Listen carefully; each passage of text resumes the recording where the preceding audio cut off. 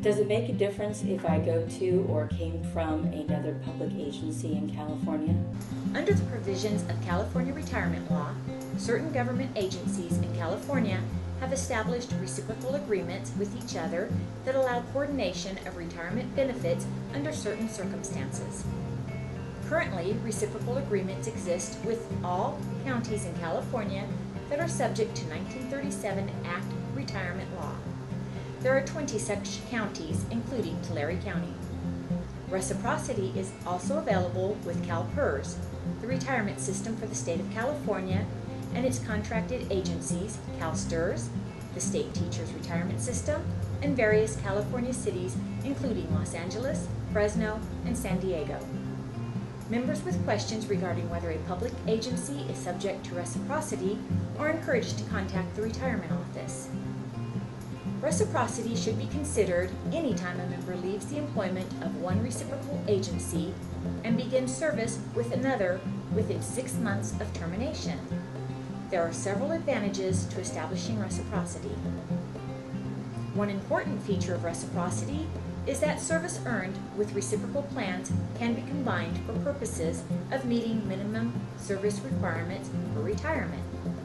This means that even though a member is not fully vested in one plan and would not be eligible for a lifetime retirement, the years of service at a reciprocal plan would be included when determining eligibility and may make it possible to receive that benefit.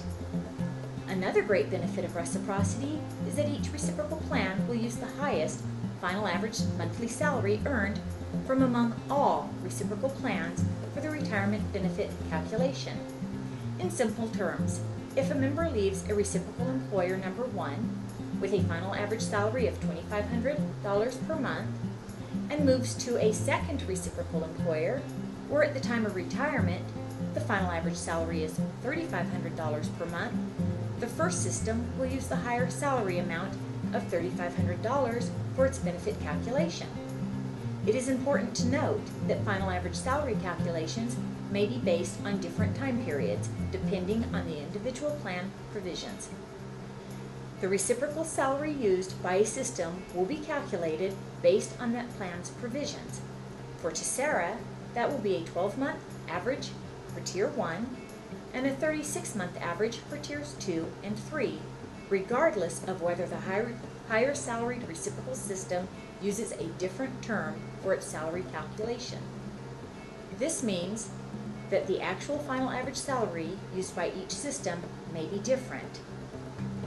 For members entering a reciprocal system that uses age of entry in calculating contribution rates, another important benefit of reciprocity is that the member will retain the entry age from the prior reciprocal system for purposes of calculating contribution rates.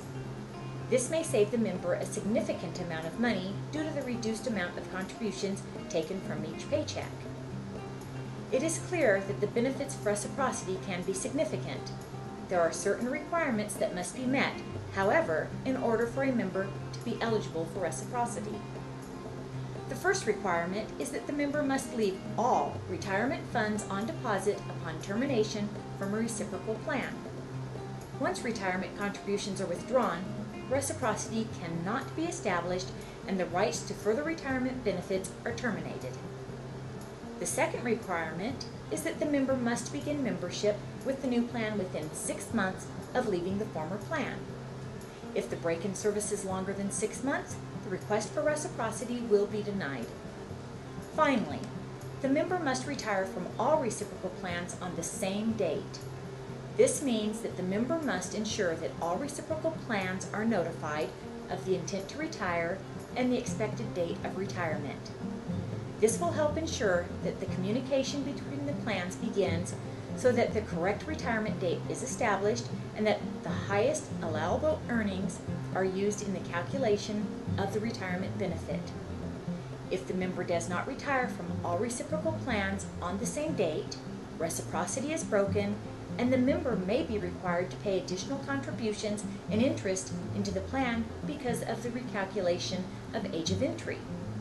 It is the member's responsibility to ensure that all reciprocal plans are properly notified and that information has been coordinated between the plans. Members who may be eligible for reciprocity are encouraged to contact the retirement office for additional information.